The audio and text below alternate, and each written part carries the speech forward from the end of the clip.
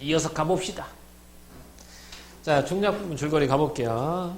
그러던 어느 날 농가 부채 해결을 촉구하는 농민 걸기대회가 열리자 마을 사람들은 도청까지 경운기를 타고 가서 농민의 계획을 보여주자고 약속하였다. 저게 투쟁 방침이었지. 황만글은 걸기대회 전날 밤에 민씨와 술을 마시며 욕심 없이 정직하게 농사를 짓겠다는 소실을 드러내고, 그러니까 여기서 민씨가 약간 부추겼단 말이야. 선생의 그런 훌륭한 모습을 농민 사람들이 알아야 된다 이렇게 막 부추겼어. 그래서 다음날 홀로 경운기를 타고 걸기대가 열리는 도청으로 출발한 뒤에 소식이 끊겨버렸다. 이렇게 된 거야. 일주일 뒤에 황만근이 돌아왔다. 일주일 뒤에 돌아온 거야. 그의 아들이 그를 안고 돌아왔다. 한 항아리밖에 안 되는 그의 뼈를 담고 돌아왔다. 알겠죠? 결국은 황만근의 죽음입니다. 경운기도 돌아왔다. 수레를 떼어내고, 수레 뒤에 있는 수레를 떼어내고 머리 부분만 트럭에 실려 돌아왔다. 황만근 아니면 그 누구도 작동시킬 수 없는 그 머리가 바보처럼 주인을 태우지 않고 돌아왔다. 이렇게 되겠죠. 이게 절정이죠. 여기 이제 황만근이 일주일 만에 죽어서 돌아왔습니다. 자, 이제 여기서부터가 이제 여기 황만근, 황선생은 여기서 호칭부터 달라지죠. 황만근이랑 황선생은 달라지고요. 여기서부터가 바로 묘비명에 해당하며 뭐에 해당한다? 전의 양식에서는 평가, 인물에 대한 평가가 여기에 해당하게 되어 있습니다. 갑시다.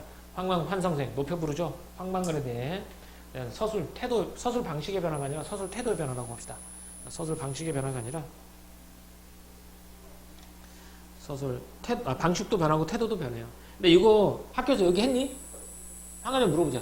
이거 물론 작년에도 이게 늘 물어봐. 선생님이 해마다 물어보는 건데 여기에 시점의 교체가 일어났다고 얘기했니? 서술 시점이 달라졌다라는 얘기 했어 안 했어? 서술 시점이 달라졌다고 얘기했어? 오케이, 좋습니다. 여기 아직 안 나간 반 있니? 여긴 다 나갔지? 서술 시점이 바뀌었다. 맞아요. 그렇게 보는 게 맞습니다. 요 앞에까지는 몇 인칭 시점이었죠? 몇 인칭 시점이야? 3인칭. 3인칭 전지적 시점이죠. 인물의 내면을 다 드러내는 전지적 시점이었다면 여기 뒷부분은 몇 인칭 시점이 되는 거야? 몇 인칭 시점? 1인칭. 여기서는 1인칭 시점이 되는 거야. 만약에 불안하면 학교 선생님한테 물어봐. 되게 예쁘게 물어볼 수 있지 틱틱대고 물어보면 안 된다. 요즘은 되게 예쁘게 물어봐. 선생님 제가 몰라서 그러는데요. 선생님 말씀해 줬는지 안 해줬는지 기억이 잘 안 나요. 여기가 시점이 바뀐 거 맞나요? 기억해. 맞나요? 끝을 올려. 알겠지? 서울말 흉내내는 것처럼. 저 서울말 잘해요. 이렇게. 알았지? 1인칭 시점으로 바뀐 거야. 그럼 여기서 서술자는 누가 되죠? 여기서는 서술자가 작가, 통상 작가라고 불리는 거 되겠고, 여기서 1인칭이니까 여기서는 서술자가 누가 된다고요? 나. 서술자 나. 근데 그 나가 누구야? 민씨인 거지.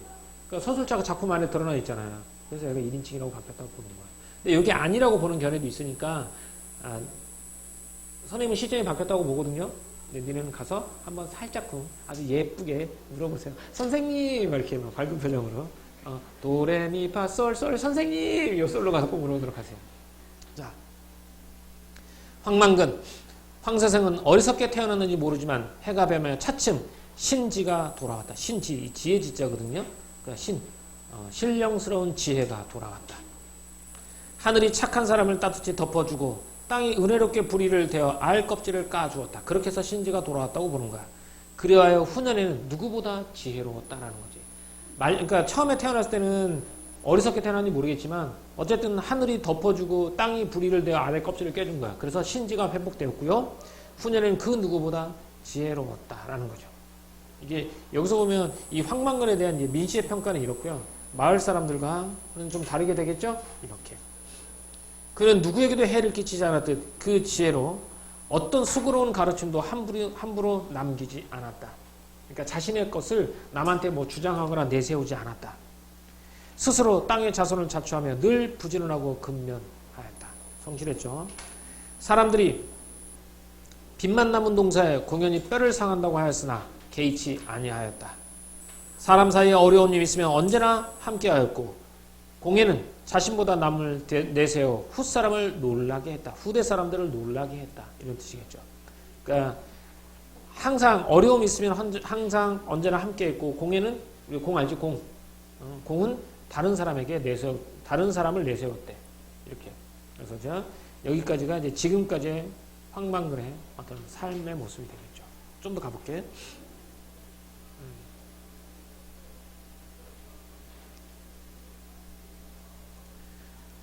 하늘이 내린 효자로서 평생 어머니 봉양을 극진히 했다. 아들에게는 따뜻하고 이해심이 많은 아버지였고 훈육할 때는 알아듣기 쉽게 하여 마음으로 감복시켰다. 선생은 천성이 술을 좋아했는데 술을 엄청 좋아했거든요. 마을에서 회의하잖아요. 그럼 술이 오잖아. 그럼 사람들이 돌아가면서 얘기하잖아요. 그럼 황망군의 눈은 어디가 있어요? 술잔에 가 있어요. 언제 나한테 술잔 돌아오나. 그것도 주고 그러고 술을 엄청 좋아했어요. 그 옆에 사람이 안 먹고 있으면 가서 먹고요. 술을 엄청 좋아했어요. 선생은 천성이 술을 좋아했는데 사람들은 선생이 가난한 것은 술 때문이라고 했다. 선생은 어느 농사꾼보다 부지런했고 농사일에도 익숙해 있었다. 문중 땅과 나이가 들어 농사가 힘에 붙인 사람의 땅을 빌려 농사를 지었다. 농사를 짓때 땅에서 억지로 빼앗지 않고 화학 비료 있지? 이런 걸 뿌려서 하는 걸 억지로 빼앗는다고 표현하는 건데 이런 화학 비료를 쓰지 않았고 억지로 빼앗지 않고 남으면 술을 빚어 가벼운 기운은 하늘에 바치고 무거운 기운은 땅으로 돌려주었다. 그러므로 선생은 술로서 망한 것이 아니라 술의 물감으로 인생을 그려 나가는 것이다. 사람 좋게 평가한 거죠. 그죠? 다른 사람은 술 때문에 가난하다고 보는데 이 사람은 술의 물감으로 인생을 그려 나간 것이다 라고 말해요. 선생이 마시는 막걸리는 밥이면서 사직의 신에게 바치는 헌주였다 라고 했죠. 성품이 이제 미화한 거죠. 미화. 막걸리는 밥이었어요. 그걸로 끼니를 때웠으니까. 사직, 우리 종묘와 사직 알죠? 제사 지내는 거. 신에게 바치는 헌주, 바치는 술이었다. 힘의 근원이고 낙천에 빼었다라는 거죠. 술의 물감으로 인생을 그려나갔다는 거지. 그러니까 술은 이 사람한테는 밥이면서 삶의 힘이면서 근원이었고 낙천의 근관이었다는 거지. 이렇게. 전일에 선생은 경운기를 꾸고 면소제주로 갔지만 원래 면소제주 모여가지고 거기서 함께 경운기를 타고 그 군청까지 가는 거였잖아. 그래서 면소제주로 갔지만 방침에 따라갔지만 경운기를 타고 온 사람이 있었어 없었어? 없었습니다.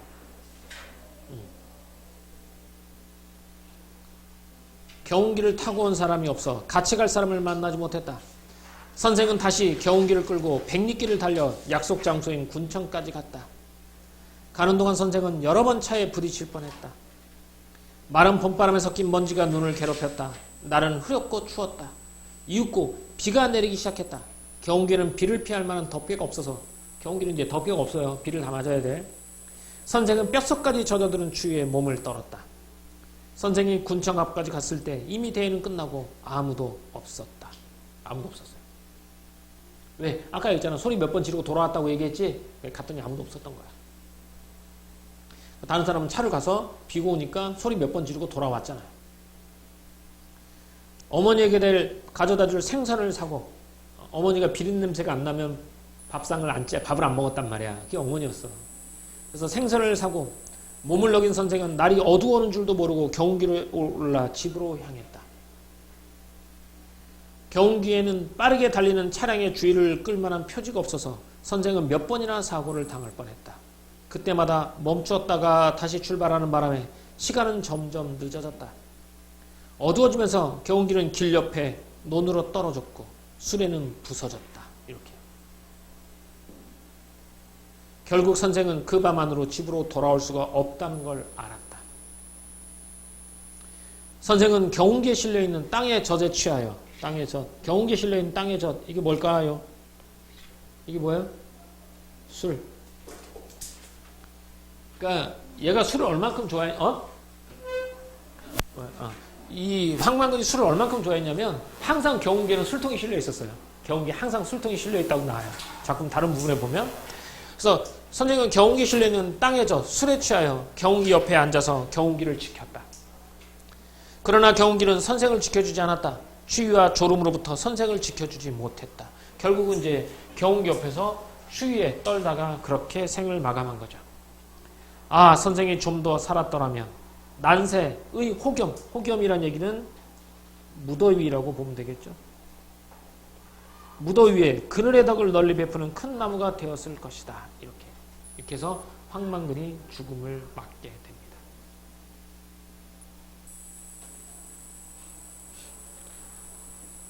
어느 누구도 안아주지 아니하고 감탄하지 않은 삶이었지만 선생은 깊고 그윽한 경지를 이루었다. 보라, 남의 비웃음을 받으며 살면서도 비루하지 아니하고 홀로 할 바를 이루어 초지를 일관 처음의 뜻을 일관 하나의 관점을 끝까지 밀고 나갔으니 이 어찌 하늘이 된 사람이 아니라 할 수 있겠는가? 이 어찌 하늘이 되고 땅이 일으켜 세운 사람이 아니겠는가?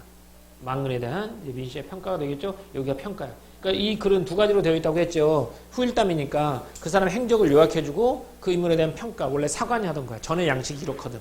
그래서 황망근에 대한 평가죠. 단기 4330일 30년 5월 20날 본디 묘지에나 쓰일 것 묘비명이지만 천지를 대영혼의 집으로 삼은 선생인지라 아무 쓸모가 없는 이 글을 세터마을로 귀농하였다가 신대리죠. 세터마을로 귀농하였다가 이룬 것 없이 다시 도시로 흘러가며 남해인 민순정이 엎드려 쓰다. 민씨의 이름이 뭐라고? 민순정이 되겠죠. 묘비명을 이렇게 쓴 거야. 그래서 이제 황망근의 죽음과 그에 대한 평가가 나와 있죠. 그래서 전의 양식이라고 되겠죠. 이렇게 해서 대단원이 내리게 됩니다. 황망근은 이렇게 말했다. 이렇게. 뒤에 거 진도 나갈 수 있겠는데? 그러지 마. 자, 이렇게 됐습니다. 그럼 앞에 거 정리 한번 해볼게요. 앞부분의 줄거리부터. 자, 민씨의 역할 세 번째 가볼게요. 민씨. 묘비명의 형식을 빌렸죠. 묘비명의 형식을 빌려서 죽은 사람의 일생을 서술했고요. 황망근의 삶과 그의 지혜로움, 근면 성실하고 이타적인 성품, 효성 등에 대한 평가, 묘비명의 적음으로써 황망근의 인물됨을 직접적으로 드러냈다고. 여기서 포인트는요. 여기는 서술자가 직접적으로 제시했다는 거야. 인물됨을 직접적으로 제시했다는 거.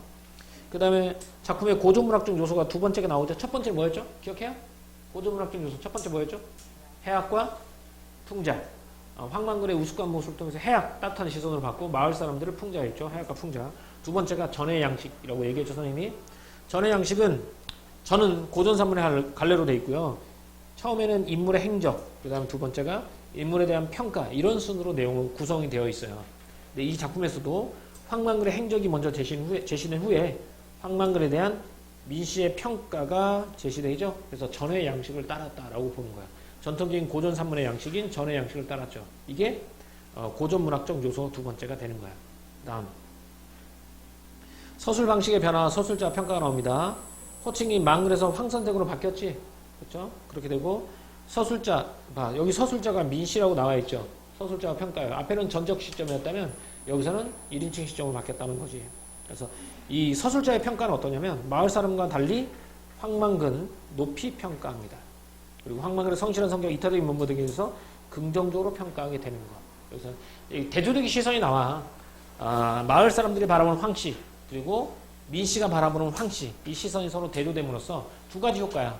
첫 번째는 이 황씨의 그런 긍정적인 모습을 부각하거나, 또 하나는 마을 사람들의 이기적인 모습을 강조하거나, 이렇게 되는 거죠. 이걸 통해서 한쪽은 전통사의 인물 유형이고 하나는 자본주의 사의 인물 유형이란 말이야. 자본주의 사회 인물 유형을 비판하면서 전통적 사회 인물 유형에 대해서 긍정적인 시각을 보이고 있는 거죠.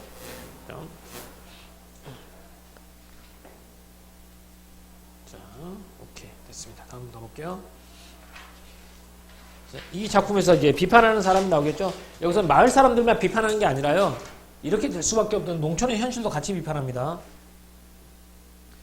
황망근을 이제 바보 취급하면서 이용하는 마을 사람들이겠고, 황망근을 죽음에 이르겠죠.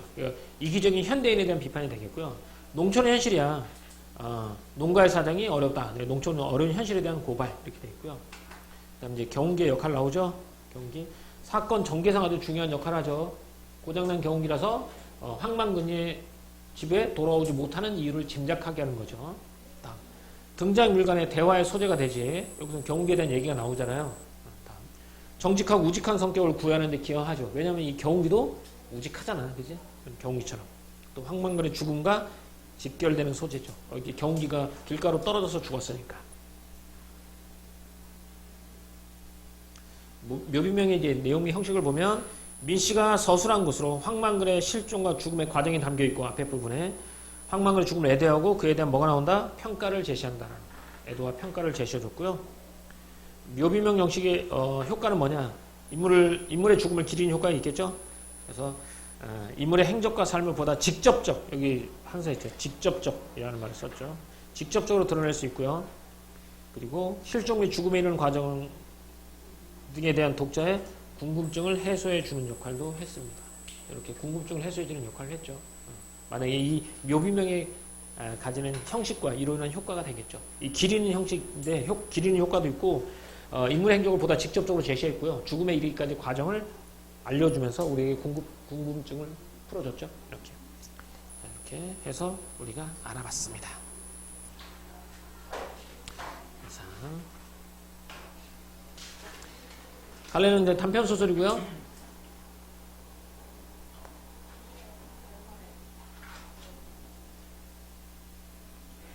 이거? 황망근의 죽음과 그에 대한 평가.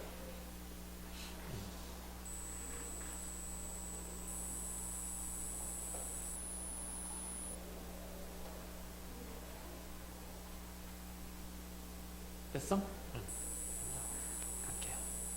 기리상 단편소설이고 농촌을 배경으로 해서 농촌소설이겠고 향토적이고 해학적이고 풍자적이다고 해서 해학은 누구의 모습을 해학적으로 드러냈다고? 그렇지. 망근. 풍자적인 누구? 마을 사람들. 헷갈리지 마세요. 전지적 착화점 부분적으로 등장인물이 민씨의 관점에 서술되죠? 민씨의 관점에 서술된 부분이 어디가 되겠죠? 묘비명 부분.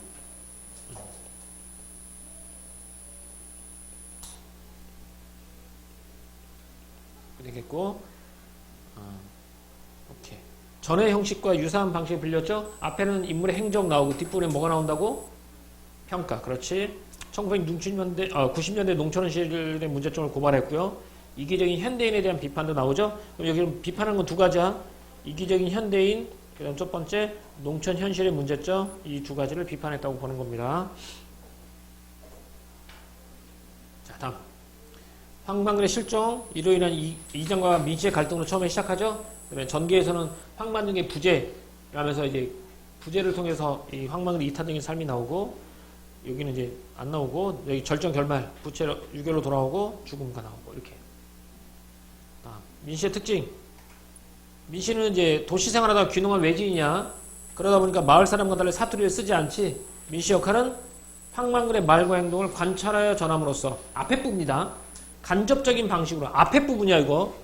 관접적인 방식으로 황망근의 면모를 드러낸다라고 했으니까 얘는 이제 앞부분. 묘비명 형식 말고 인물의 행적 나라는 부분 여기 앞부분이고요. 또 마을 사람과 다르게 황망근의 훌륭한 성품을 알아봐요. 그래서 황망근을 바보 취급하는 사람들의 이기적인 모습을 드러나게 한다는 거지. 이렇게. 황망근이 죽은 후 황망근의 삶과 황망근의 지혜로움, 근면 성실하며 이타적인 성품, 효성 등에 대해 평가하며 묘비명에 적음으로써 황망근의 인물들을 어떻게? 여기는 직접적으로 제시했다라고 나와 있죠. 여기 이제 뒷부분에서는 직접적으로 제시하고 앞부분은 간접적으로 제시하고 이런 거 시험에 나올만 하겠지. 여기는 이제 평가 부분이야. 평가 부분 여기 두 개 나와 있는 거. 민씨는 이런 역할을 했습니다. 자, 다음 넘어갈까요?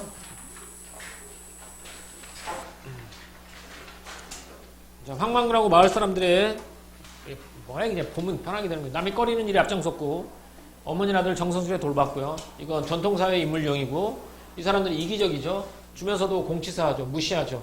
이기적 인물, 자본주의사회 인물용이라고 보고 있고 이 작품에 나타나는 고전문학적 요소 두 가지라고 했죠. 뭐라고요? 첫 번째 전의 형식과 원래는 세 가지예요. 원래는 세 가지인데 이 작품에 빠진 부분이 있다 그랬지. 어디 부분이 빠졌다고 했어 선생님이. 여기 원래는 고전서적 양식, 전의 양식, 비현실적 요소, 해학과 풍자적 표현 세 가지인데 이 글에는 어디가 생략돼 있어?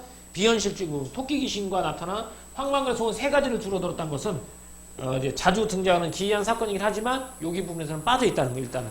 그래서 여기는 두 가지만 전의 양식과 해학과 풍자적인 모습. 황만근의 우스꽝 말투를 통해 그의 선량한 모습을 해학적으로 표현했고 동시에 황만근과 달리 이해타산적인 마을 사람들을 풍자했다는 거. 이렇게 두 개로 나눠지게 되겠죠. 이렇게 꼭 해학과 풍자 잘 나와. 이게 어떻게 보면 이게 학습 목표야. 이게 학습 목표니까 꼭 알아두고요. 다음 전의 양식을 보면 저는 이제 고전산문의 갈래라고 했죠. 전 인물의 행적, 인물에 대한 평가 순으로 내용을 구성하는데 이 작품에서도 황만근의 행적이 먼저 제시됐죠. 여기는 황만근의 성품이라는 게 직접적으로 드러난다, 간접적으로 드러난다. 앞부분 인물의 행적 간접적으로 드러나고 뒤에 제시된 황만근에 대한 민씨의 평가는 여기 어떻게 드러난다? 직접적으로 제시되죠. 모비명 형식으로. 그래서 인물의 출생과 성장 나오죠. 출생 유복자로 태어났고 이름을 갖고 있고 성장 아들을 보면 살아나죠. 행정 이런 것들 나오고 죽게 되죠. 인물에 대한 평가 하늘에 대고 땅이 이렇게 세운 인물이다라는 거 나와 있죠. 평가. 여기 대해서 전의 양식을 썼다라고 볼 수 있고요. 니네 여기 뒤에 공방전은 안 했죠? 공방전 했어? 무슨 내용인지 알겠디?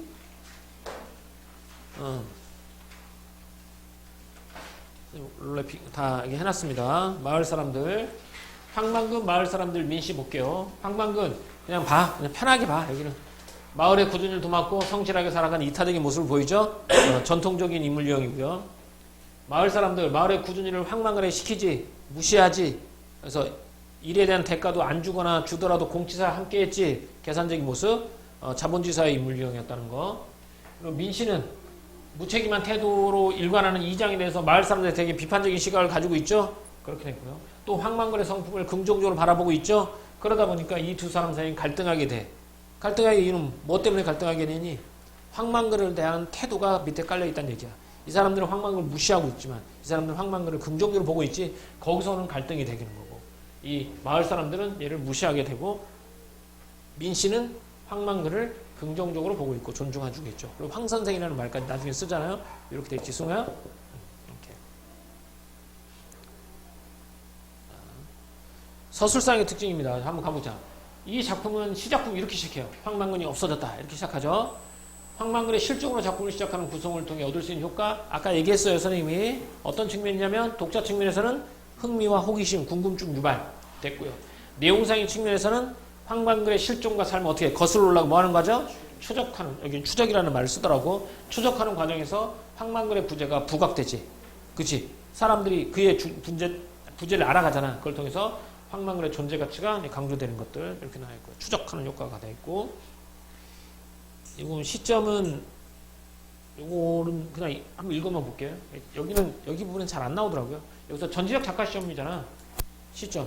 전적 작가 시험을 사용한 이유는 뭐냐면 황만근과 주변 인물에 대한 작가의 생각을 직접적으로 들을 때 따라서 작가는 황만근의 삶의 태도를 예찬하고 이건 잘 안 나오더라고요. 그래서 읽어만 보세요. 시험에 잘 안 나오니까 읽어만 보고. 자, 공방전 한번 가보도록 할게요.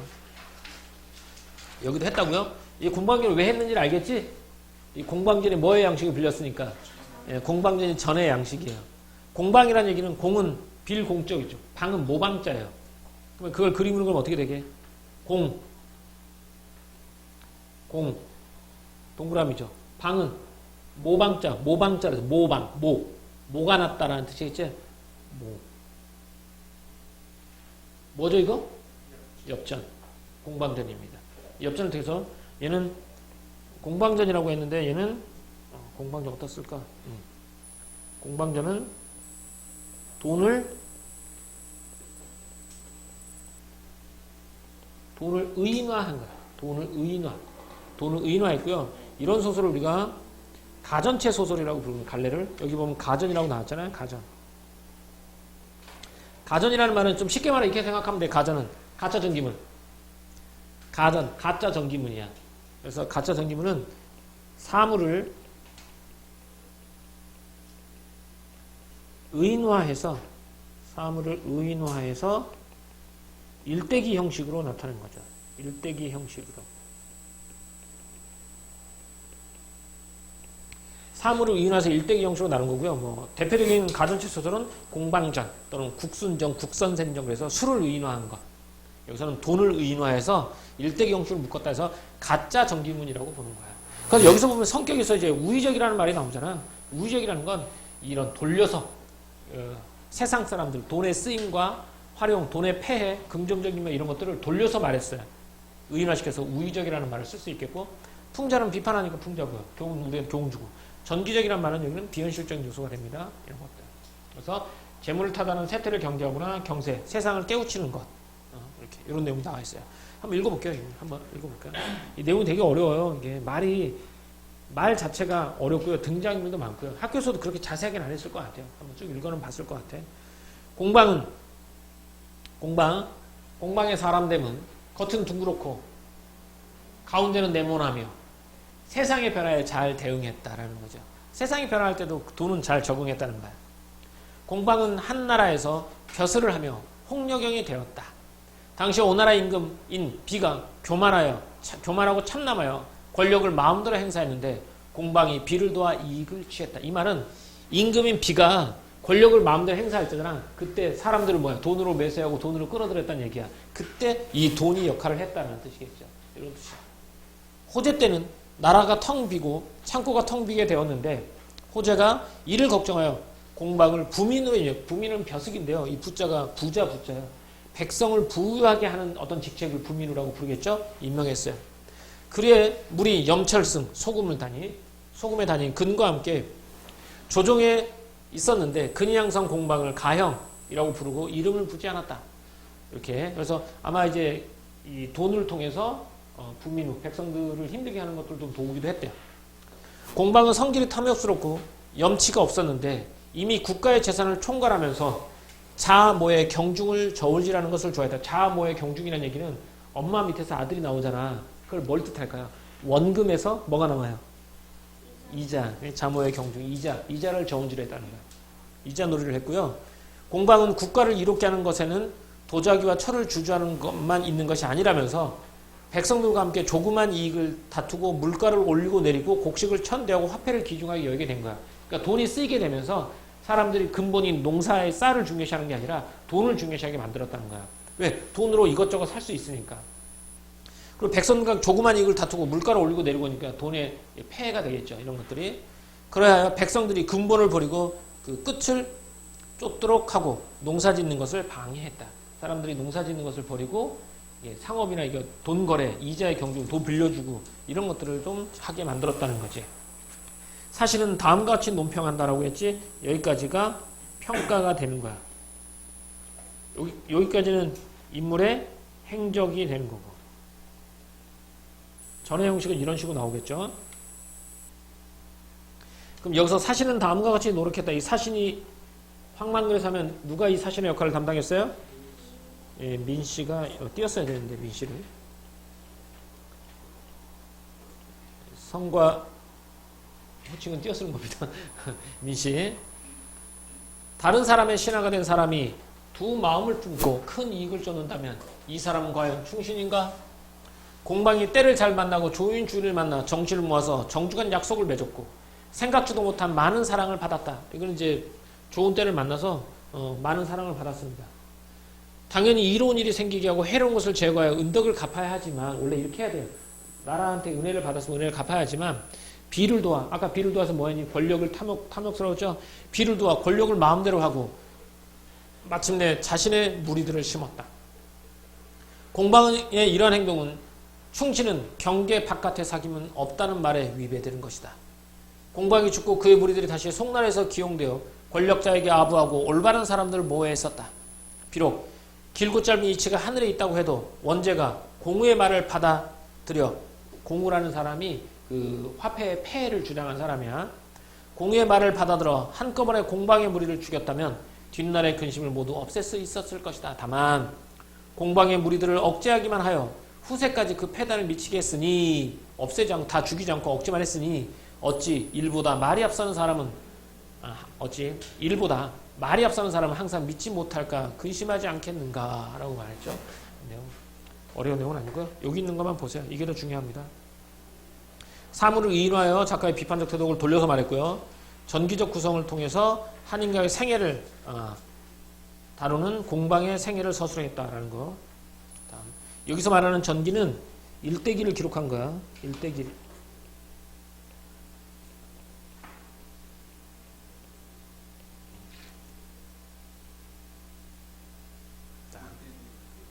일대기를 기록했다고. 일대 기록? 일대 기록? 지금 정순이 벌써 나갔는데?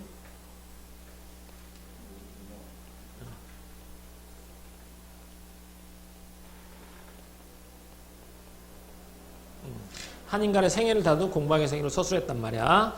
자, 여기 문제가 보면 발문이 뭐였냐면 다음 작품과 황망근이 이렇게 말했다. 형식적 특징을 비교해 보라라고 했고요. 비교해보고 이와 같은 형식이 대상을 형상하는 데 어떤 효과를 있는지 대상을 형상하는데 어떤 효과를 얻는지 말해보자라고 말했으니까 이게 되겠죠. 형식성 특징은 두 작품 모두 인물의 행적, 인물에 대한 평가순으로 구성되어 전에 형식적 특징이 공통적으로 나타난다라고 했고요. 다만 황망근이 이렇게 말했던 경우 가계가 분명히 드러나지 않아요. 가계, 혈통이 제대로 드러나지 않아요. 아버지 얘기만 나오죠. 가계가 분명히 드러나지 않고 역순행적 구조를 활용하고 있다는 점에서 일반적인 전해 형식과는 조금 차이가 있어요. 과거를 추적하는 과정이잖아요. 실종된 이후에. 그리고 이게 공통적인 거죠. 전해 형식적 특징을 공통적으로 갖고 있는데 차이점은 요게 좀 있고요. 전해 형식을 활용할 경우 대상에 대한 작가의 인식을 구체적으로 드러낼 수 있어 작가의 가치관이나 사상을 효과적으로 전달할 수 있다라고 나와 있죠. 이게 효과예요. 이게 효과가 되겠죠. 전에 형식적 특징을 사용하고 있고요. 물론 이제 가계가 분명히 드러나지 않는다는 거, 역순행적으로 취하고 있다는 건 일반적인 전해 형식과 조금 다르겠다는 거예요. 하지만 전해 형식이고 전해 형식을 활용할 경우 대상에 대한 작가의 인식을 구체적으로 드러낼 수 있어. 작가의 가치관이나 어떤 사상을 효과적으로 전달할 수 있겠죠. 왜? 평가가 있으니까. 평가가 있으니까 이렇게 되어 있다는 거. 자, 요거 한번 해보세요. 요거 한번.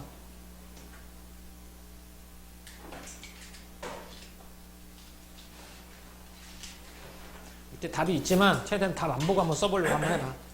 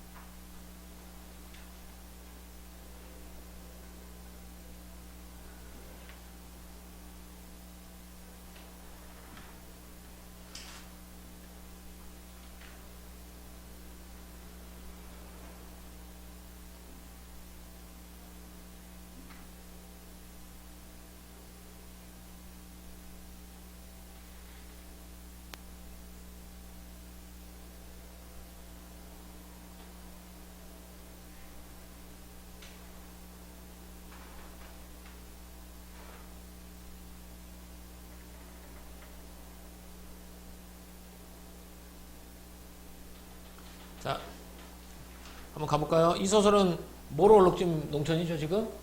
부채 탕감하고. 이 소설은 사람의 일대기를 보여주는 전해 형식과 유사하고요. 이 소설은 뭐에 사용? 사투리 사용이죠. 방언을 사용해서 향토적인 성격을 드러내고 있고요. 이 소설은 황망근의 말투와 선량한 모습을 어떻게? 간접적. 간접적이겠죠? 왜? 말투니까. 황망근의 말투는 황망근의 대사를 큰 따옴표 쳐야 되니까 간접적이 되겠고, 이 소설은 황망근의 실종으로 작품을 시작한 독자 흥미를 유발하고 있는 거 맞고요. 이 작품은 1인칭 관찰자 시점, 틀렸죠? 그러니까 전지적 작가 시점을 취하고 있지만 부분적으로 1인칭 시점을 취하고 있다고 보는 게 맞겠고, 작품의 배경에는 신대리는 확실히 집성촌이 맞고요. 결말에는 황망근의 묘비명을 쓴 건 민씨가 맞고요. 농촌을 공간적 배경으로 제시하면서 농촌 공동체 인정을 부각한다고? 아니죠. 농촌 공동체 인정을 부각하고 있는 게 아니라 이기적인 사람들의 모습을 오히려 부각하겠지. 반대되겠죠. 이거는 이제 평가를 제시하잖아. 그러니까 여기는 평가라고 써준 것도 맞겠고, 아니면 묘비명 형식으로 평가, 인물의 행적에 대한 평가라는 말이 맞을 것 같아. 묘비명하는 거는 평가를 제시함으로써 죽음을 기리는 효과를, 그러니까 묘비명 형식의 평가라고 보는 게 맞겠죠. 묘비가 아니잖아, 이거. 묘비는 아니잖아. 묘비명 형식이니까. 그래서 죽음을 기리는 효과라고 말했으니까 얘는 이제 묘비명이고, 그러니까 묘비명 형식이라고 써주는 게 맞을 것 같아요. 묘비명 형식의 평가, 이렇게 써주는 게 가장 좋겠죠? 본문에는 드러나지 않는 인물의 행적과 삶을 직접적으로 드러내고 있다. 뒷부분은 직접적, 앞부분은 간접적. 이렇게 되겠죠. 됐습니까?